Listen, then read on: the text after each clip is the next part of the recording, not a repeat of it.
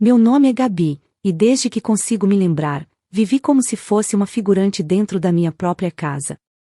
Quando fecho os olhos, ainda consigo ver a sala de estar com aquele carpete gasto, as cortinas sempre fechadas para evitar que o sol entrasse, no centro de tudo, minha mãe sorrindo para minha irmã, como se o mundo inteiro girasse ao redor dela. Eu estava sempre ali, presente, esperando que em algum momento aquele sorriso fosse direcionado a mim. Uma das minhas lembranças mais marcantes vem de uma manhã fria de outono. Eu tinha acabado de terminar um desenho, um jardim cheio de flores e borboletas coloridas. Corri até a cozinha, orgulhosa do que tinha feito. Olha, mamãe, desenhei para você. Ela pegou a folha da minha mão, lançou um olhar rápido e deixou sobre a mesa sem dizer nada. Alguns segundos depois, Camila entrou sonolenta, arrastando os pés pelo chão.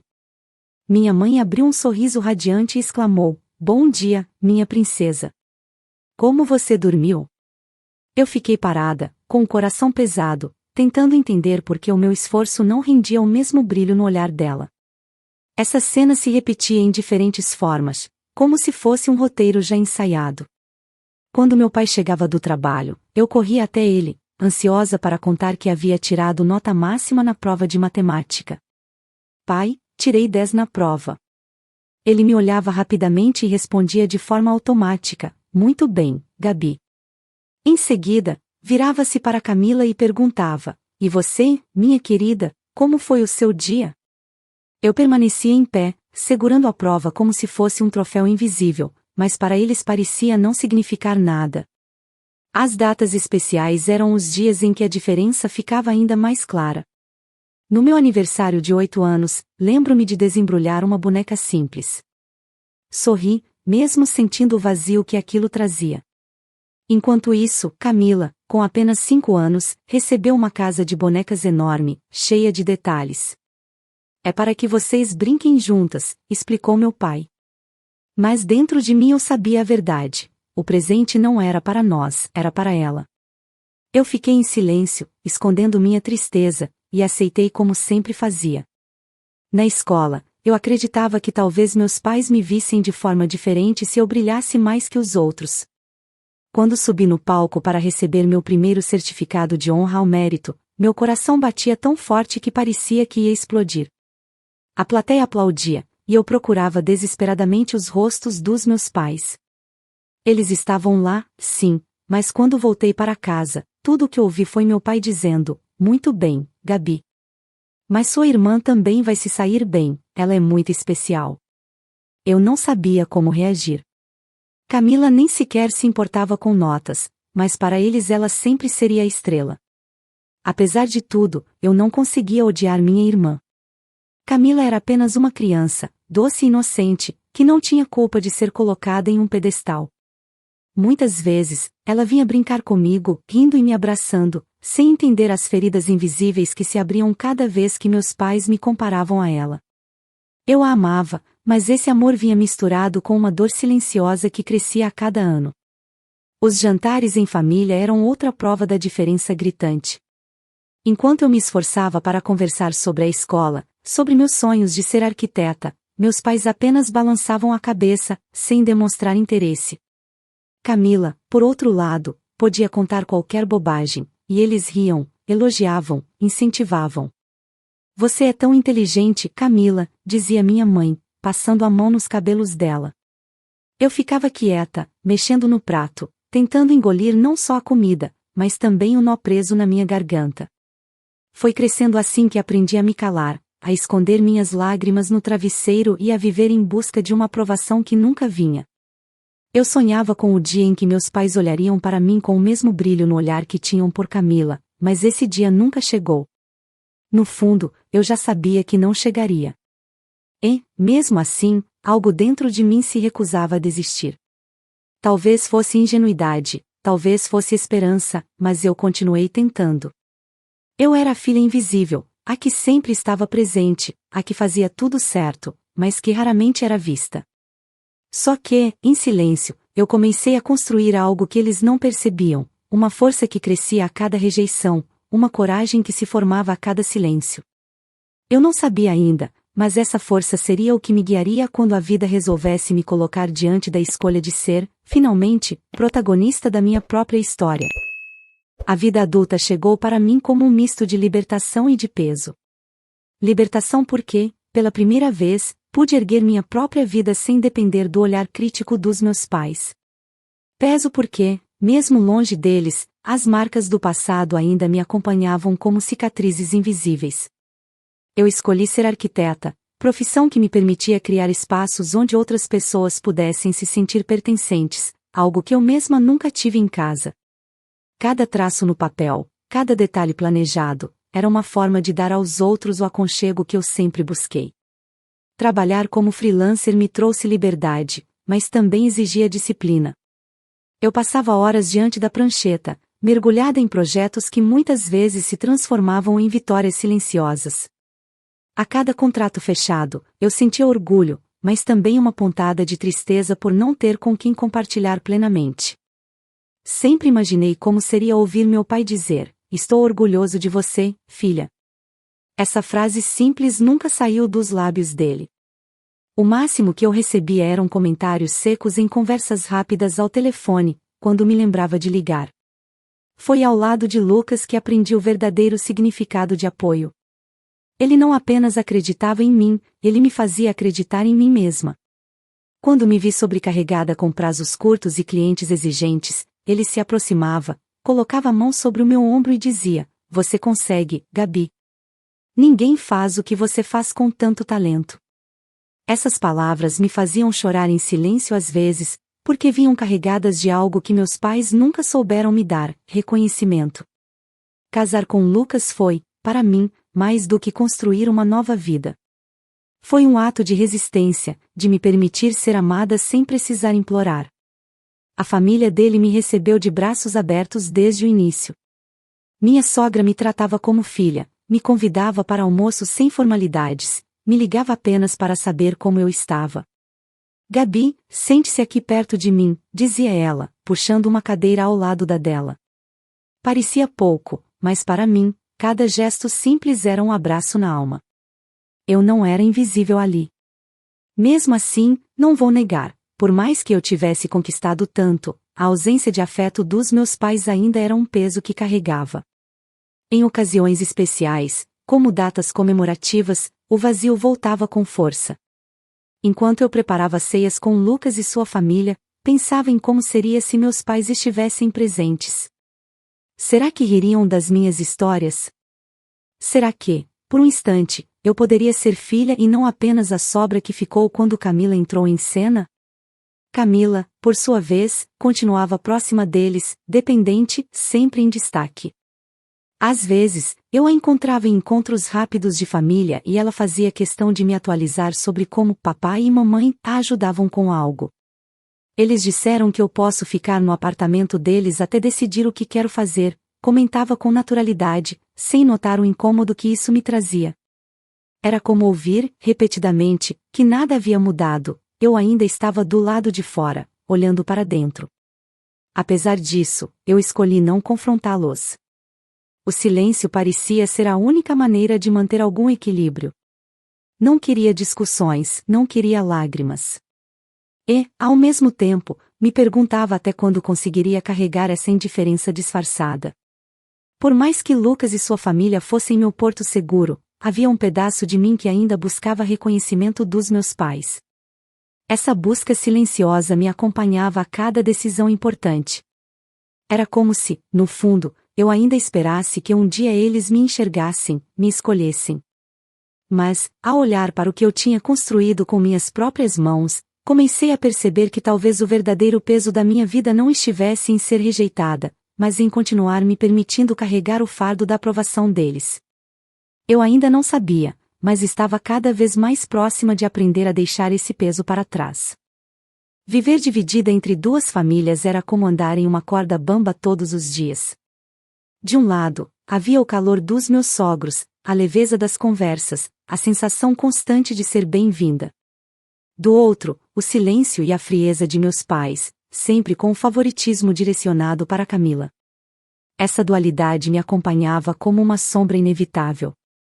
Eu podia sorrir durante os almoços com a família de Lucas, mas, por dentro, ainda havia um vazio que me lembrava de onde eu vim. As noites de domingo na casa da minha sogra eram o retrato perfeito do que eu nunca tive. A mesa sempre estava posta com fartura, as crianças corriam pela sala, e todos riam de histórias simples do cotidiano. Eu me sentava à mesa e ouvia meu sogro perguntar: "E aí, Gabi, como anda o trabalho? Quero saber mais dos seus projetos, parecem incríveis." Só aquela frase já era o suficiente para me desarmar. Eu me via explicando cada detalhe, e eles me olhavam com interesse genuíno, olhos atentos, sorrisos abertos. Não havia comparação, não havia cobrança, apenas orgulho. Mas, quando eu atravessava a porta da casa dos meus pais, tudo mudava.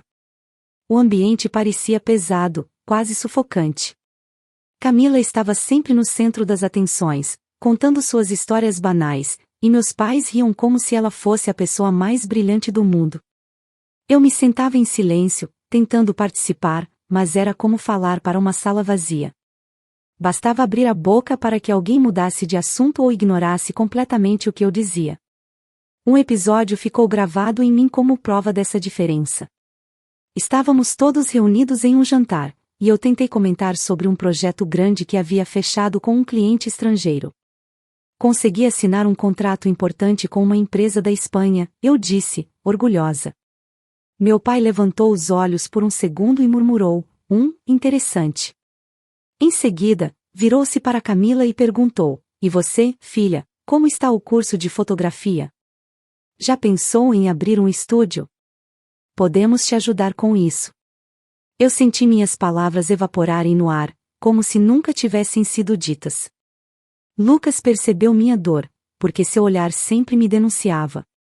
Ao voltarmos para casa, ele me segurou pela mão e disse: "Você não precisa provar nada para eles. Você já construiu muito mais do que eles conseguem enxergar." Eu sabia que ele estava certo, mas era impossível desligar o coração da necessidade de ser reconhecida. Essa diferença de mundos foi ficando cada vez mais clara ao longo dos anos. De um lado, eu era filha para os sogros, alguém que eles realmente queriam ao redor, que eles incluíam em cada detalhe.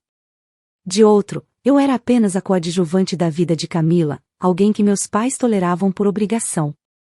Era doloroso perceber que minha própria família de sangue me tratava como estranha, enquanto outra família, sem laços biológicos, me abraçava como se eu fosse deles desde sempre.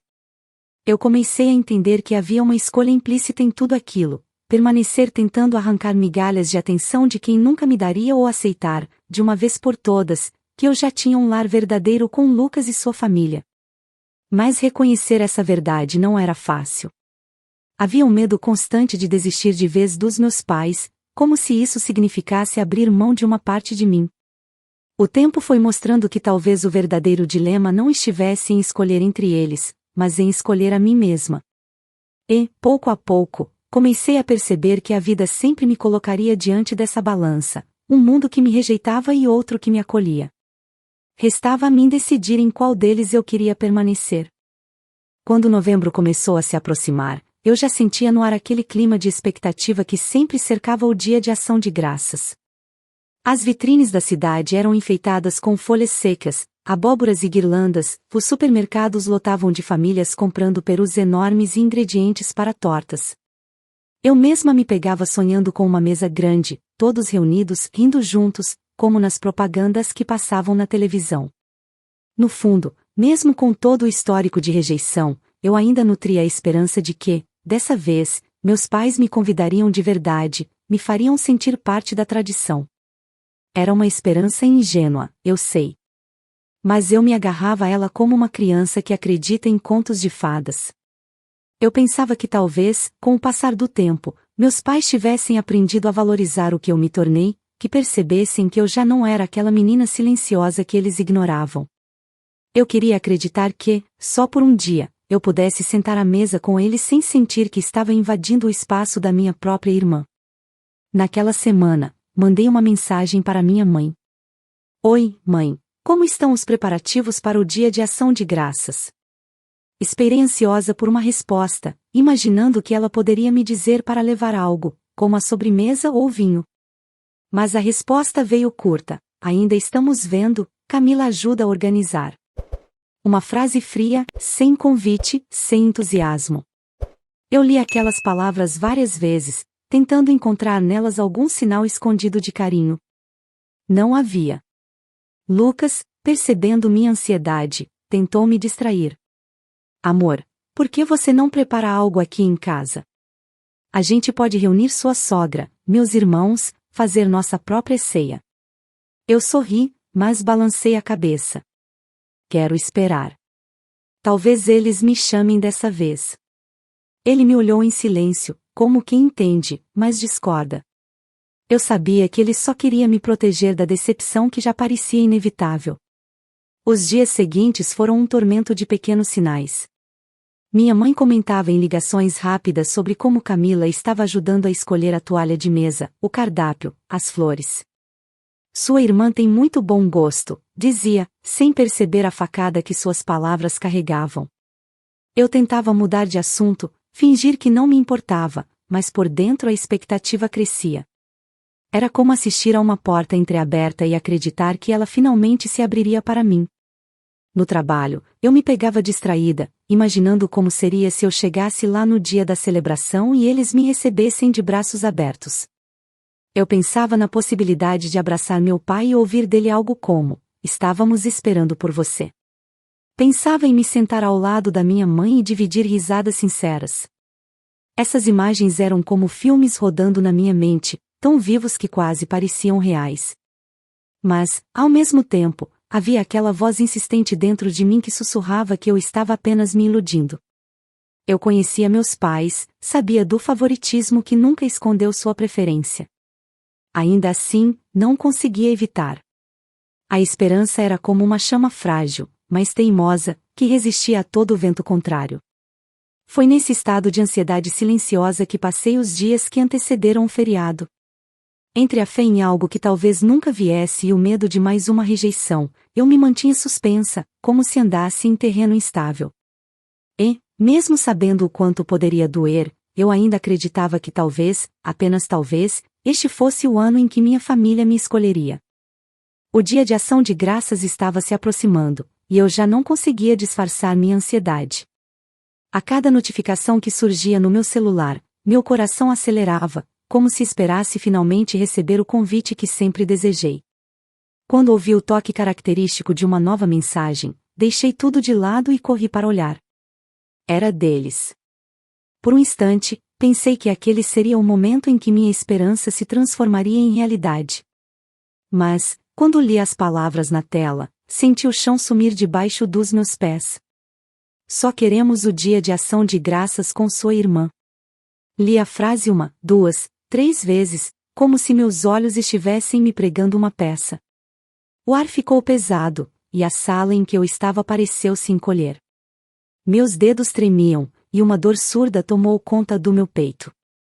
Eu tinha esperado, contra todas as evidências, que seria incluída. Em vez disso, recebi a confirmação de algo que sempre temi: para eles, eu nunca fui suficiente.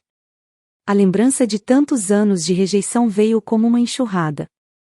A criança que segurava um desenho colorido e era ignorada, a adolescente que comemorava notas altas e recebia apenas frases automáticas, a adulta que fechava contratos importantes e era tratada como se fosse invisível. Todas essas versões de mim se misturaram, chorando dentro de uma só. Lucas percebeu meu silêncio e se aproximou. "O que aconteceu?", perguntou com cuidado. Entreguei o celular para ele, incapaz de falar. Ele leu a mensagem, franziu a testa e balançou a cabeça em incredulidade. "Eles não têm ideia do que estão perdendo. Não merecem você, Gabi." As lágrimas começaram a rolar pelo meu rosto, mas não eram só de tristeza, havia também raiva. Raiva por ainda acreditar que um dia as coisas seriam diferentes, raiva por permitir que uma simples mensagem tivesse o poder de me destruir. Eu sabia que tinha duas opções: me calar ou responder. Pela primeira vez, escolhi a segunda. Peguei o celular de volta e, com os dedos firmes, digitei apenas uma palavra: aproveite. Enviei antes que pudesse pensar duas vezes. Foi curto, frio, mas carregado de tudo o que eu queria dizer. Eu não imploraria, não perguntaria por quê, não tentaria justificar minha presença. Eu os deixaria exatamente onde estavam, sozinhos, mergulhados no próprio favoritismo. Lucas me puxou para seus braços e ali, no silêncio do nosso lar, senti uma mistura estranha de dor e libertação. Era como se, ao escrever aquela resposta, eu tivesse finalmente colocado um limite invisível entre eles e eu. A ferida ainda doía, mas não sangrava mais como antes. O resto da noite passei refletindo sobre o peso daquela mensagem. Eu sabia que havia chegado a um ponto sem volta. Era como se a vida tivesse me dado um ultimato: continuar correndo atrás de quem não me queria ou, finalmente, virar a página. A resposta que dei foi simples, mas marcou o início de uma nova versão de mim, uma que estava pronta para escolher a própria felicidade, mesmo que isso significasse deixar meus pais para trás. Depois daquela resposta curta e definitiva, passei alguns dias como se estivesse suspensa no ar, entre a dor e uma estranha sensação de alívio. Era impossível negar o peso da rejeição, mas, pela primeira vez, eu sentia que tinha conseguido me posicionar. Não era apenas uma mensagem, já era um basta. Foi então que Lucas entrou em cena de um jeito que só ele sabia fazer, transformando minha dor em oportunidade. Era uma noite qualquer, estávamos na sala, e eu ainda encarava o celular sobre a mesa como se ele fosse uma ferida aberta. Lucas desligou a televisão, sentou-se ao meu lado e disse: "Não vamos deixar que eles destruam essa data para você. Se eles não te querem lá, a gente cria a nossa própria celebração." Eu olhei confusa, e ele completou: "Vamos para a França." Fiquei em silêncio por alguns segundos, tentando absorver aquelas palavras. França? Parecia um sonho distante, algo que eu jamais imaginei para aquele momento. "Você está falando sério?" perguntei, quase rindo, como se fosse uma brincadeira para me animar. Mas Lucas não sorriu. Mais sério do que nunca. "Vamos nós dois e vamos levar minha família junto. Quero que você viva esse feriado cercada de pessoas que te amam, não de quem insiste em te ferir." Foi como se uma porta que eu não sabia que existia tivesse se aberto dentro de mim.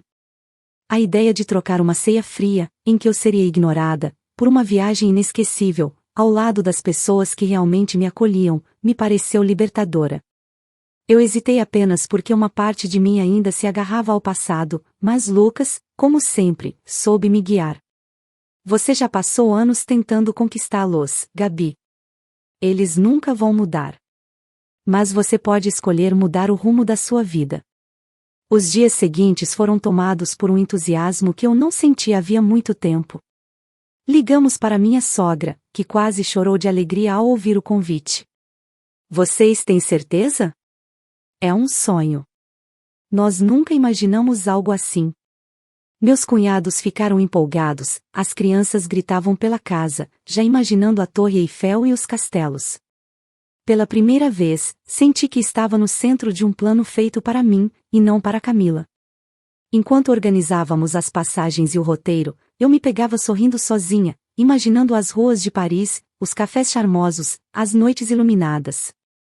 Mas, mais do que isso, eu me via cercada por risos, conversas leves, abraços verdadeiros. O vazio deixado por meus pais não desapareceu, mas foi preenchido por algo mais forte: a certeza de que eu tinha, sim, uma família. Na véspera da viagem, enquanto arrumava as malas, percebi que não estava apenas escolhendo roupas e documentos.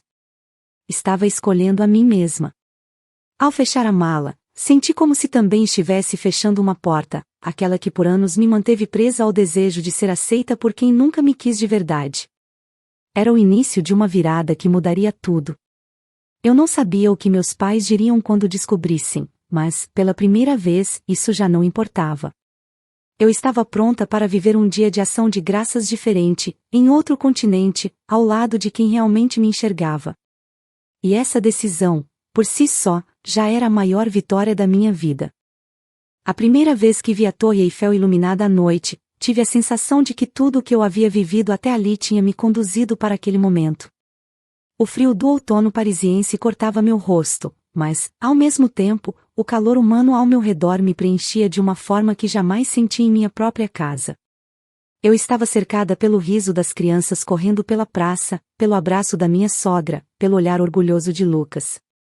Era como se, finalmente, eu tivesse encontrado um lar, não em um endereço ou sobrenome, mas em pessoas que me escolhiam de verdade. Os dias seguintes foram um desfile de experiências que eu guardaria para sempre. Caminhamos pelas Champs-Élysées, saboreando croissants frescos comprados em pequenas padarias, enquanto meus cunhados tiravam fotos de tudo, como se quisessem levar Paris inteira na memória da câmera. Eu me peguei rindo de coisas simples, de tropeços bobos no calçamento irregular, de piadas que só faziam sentido entre nós. E, a cada gargalhada, eu sentia uma leveza que nunca havia experimentado no seio da minha família de sangue. Um dos momentos mais marcantes aconteceu no Louvre. Eu me perdi diante da imensidão das obras, mas não foi a Mona Lisa que me arrancou lágrimas, nem as esculturas antigas. Foi quando minha sogra, ao ver meu encantamento, segurou minha mão e disse: Gabi, você merece tudo isso e muito mais. Você sempre foi parte da nossa família, não se esqueça disso. Suas palavras me atravessaram como uma cura silenciosa. Eu me lembrei de todas as vezes que desejei ouvir algo parecido da boca da minha mãe, e ali estava eu, recebendo de outra mulher o amor que sempre me foi negado. À noite, sentávamos todos juntos em um restaurante pequeno, escondido em uma ruazinha de pedras. O cheiro de queijo derretido e vinho preenchia o ar, e eu observava aquelas pessoas que me olhavam com tanto carinho. Em certo momento, Lucas levantou a taça e disse: "A minha esposa, que transformou uma ferida em força e nos trouxe até aqui." Senti meus olhos marejarem, mas desta vez não era tristeza. Era orgulho. Orgulho por ter feito escolhas que me libertaram. As crianças, empolgadas, pediam para ver castelos e jardins, e eu prometia que no dia seguinte iríamos a Versalhes. Só de imaginar aqueles corredores dourados, já me sentia parte de uma história muito maior do que a que meus pais me permitiram viver. E, pela primeira vez, não havia espaço para inveja ou comparação. Eu era livre para sorrir, para existir, para ser simplesmente eu. Foi ali, entre cafés fumegantes e ruas iluminadas, que percebi, não importava quantas vezes meus pais tivessem me rejeitado. A verdadeira família estava diante de mim, rindo alto, partilhando histórias e me incluindo em cada detalhe. A França me oferecia mais do que paisagens de cartão postal, me oferecia a chance de reescrever minha história. Naquela noite, ao voltar para o hotel, olhei meu reflexo no espelho e quase não me reconheci. Havia brilho nos meus olhos, uma segurança que nunca tive. Toquei meu rosto e sussurrei para mim mesma: eu pertenço. Finalmente pertenço. E adormeci com a certeza de que aquela viagem não era apenas uma fuga, era prova de que eu havia encontrado o lugar onde minha alma podia descansar em paz. Na manhã seguinte a um passeio inesquecível por Versalhes, acordei com meu celular apitando sem parar. Ainda deitada, estendi a mão e vi dezenas de notificações, comentários, mensagens, reações.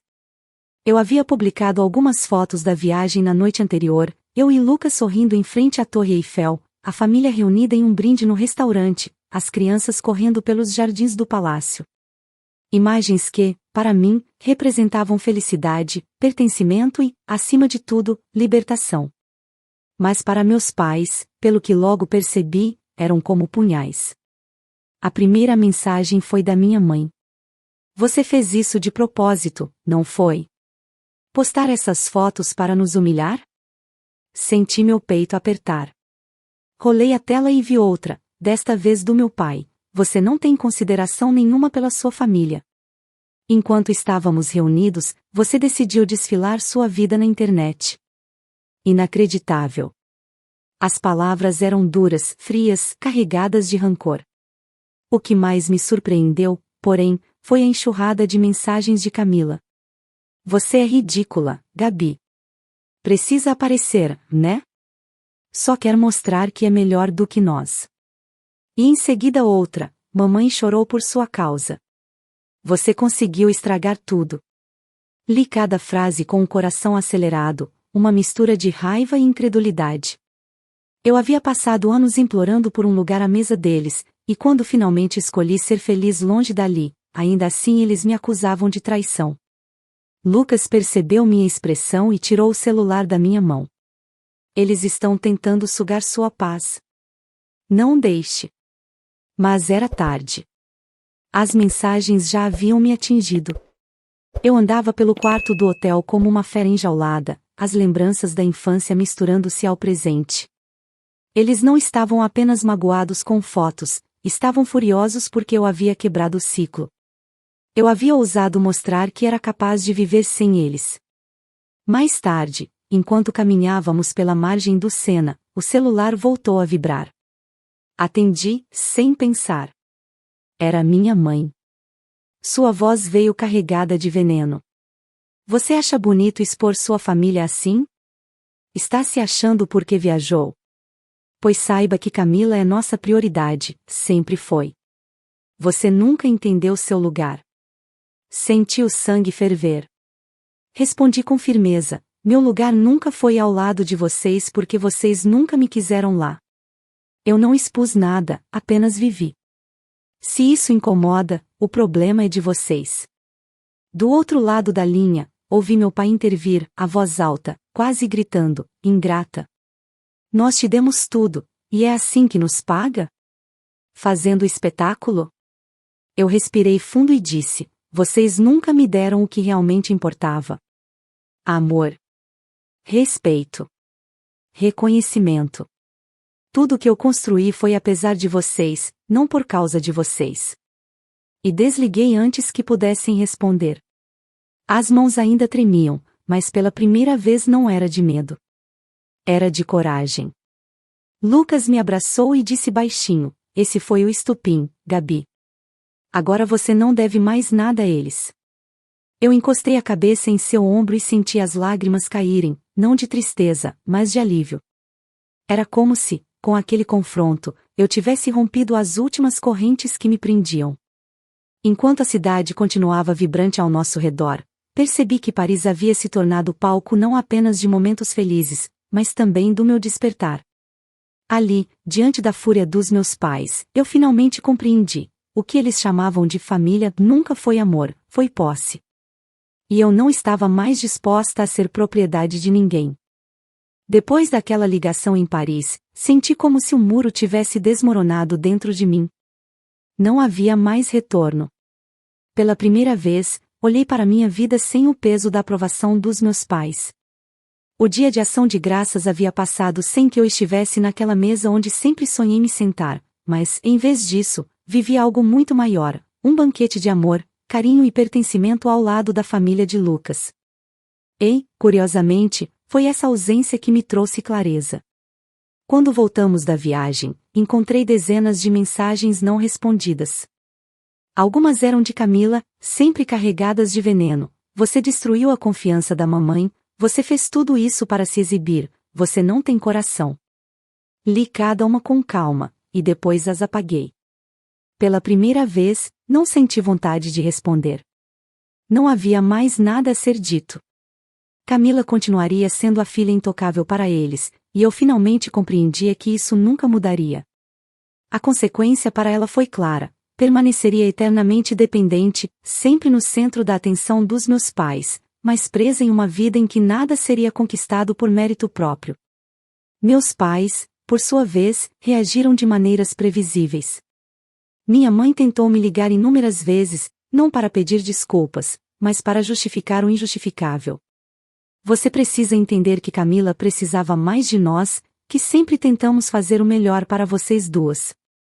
Eu desligava antes que terminasse.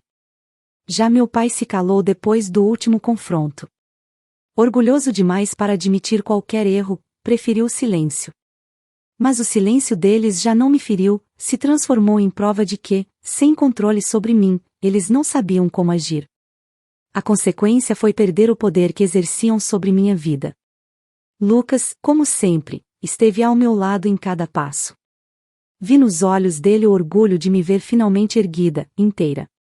Você não imagina o quanto esperei para ver você se libertar desse peso, ele disse, e naquele instante percebi o quanto a minha dor também havia sido a dele. A consequência para nós foi o fortalecimento do nosso laço. Depois daquela viagem, nosso casamento se tornou ainda mais sólido, porque aprendemos a celebrar não apenas o amor que tínhamos um pelo outro, mas também a família que estávamos construindo juntos. E quanto aos meus sogros? Eles se tornaram o alicerce que eu sempre precisei. Minha sogra me ligava quase todos os dias, perguntando como eu estava, e meu sogro fazia questão de repetir, sem cerimônia: "Você é como uma filha para nós." A consequência de tudo foi me ver acolhida em um lar que não carrega meu sangue, mas carrega respeito, empatia e amor verdadeiro. E eu? Eu descobri que carregar mágoas antigas só me mantinha aprisionada. A dor de ser rejeitada não desapareceu da noite para o dia, mas se transformou em combustível para minha liberdade. Hoje, sei que não preciso mais me sentar à mesa de ninguém para me sentir digna. Construí minha própria mesa, rodeada de pessoas que me amam pelo que sou. Na última noite em Paris, antes de voltarmos, lembro-me de ter caminhado pela beira do Sena com Lucas. O vento gelado cortava meu rosto, mas eu me sentia quente por dentro. Olhei para o reflexo das luzes na água e disse em voz baixa: "Eles nunca vão mudar, mas eu mudei." Lucas apertou minha mão e sorriu. Essa foi a verdadeira consequência de toda a minha história: compreender que não era eu quem precisava se encaixar nos moldes da minha família, mas sim me libertar deles. A vida me deu um novo papel, e desta vez eu não era mais a filha invisível. Eu era a mulher que escolheu se ver, se valorizar e se colocar no centro da própria história. E, no fim, percebi que essa sempre foi a maior vitória, a libertação. Fico muito feliz por você ter ficado até o final do vídeo. O que você achou dessa linda história? Coloque nos comentários sua opinião, deixe seu like, se inscreva no canal, e ative o sininho de notificações para não perder uma história preciosa. Até a próxima!